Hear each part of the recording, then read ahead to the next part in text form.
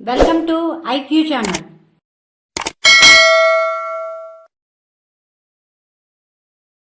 శ్రీ క్రోధినామ సంవత్సరం తులారాశి వారి ఫలితాలు ఏ విధంగా ఉన్నాయో తెలుసుకుందాం.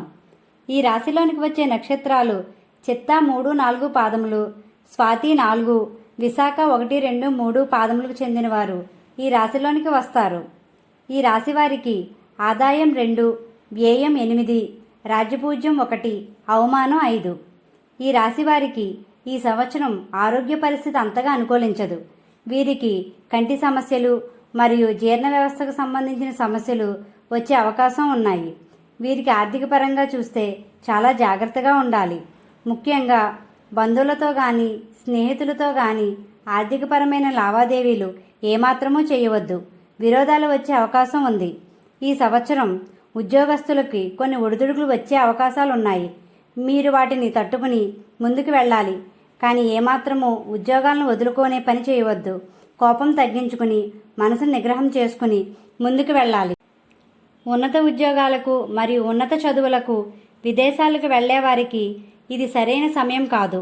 వ్యాపార రంగంలో ఉన్న వారికి ఆశించినటువంటి లాభాలు పొందలేకపోవచ్చు. బాగా శ్రమిస్తే గాని వ్యాపారం ముందుకు వెళ్ళవు. భాగస్వామ్య వ్యాపారము ఏమాత్రమూ రాణించవు. ఈ సంవత్సరం వివాహాలు చేసుకునే వారికి ఇది సరైన సమయం కాదని చెప్పవచ్చు. కోర్టు వ్యవహారాలకు సమయం పడుతుంది. చివరికి మీరు అనుకున్న ఫలితం సాధిస్తారు. ఈ రాశివారు నమ్మక ద్రోహానికి గురయ్యే అవకాశం ఉంది. రహస్య శత్రువుల యొక్క సంఖ్య ఎక్కువగా ఉంటుంది. ఖర్చులు విపరీతంగా పెరుగుతాయి. కాలయాపన ఎక్కువగా పెరుగుతుంది. వీటన్నిటినీ అధిగమించి మిమ్మల్ని మీరు నిరూపించుకునే పరిస్థితి ఏర్పడుతుంది.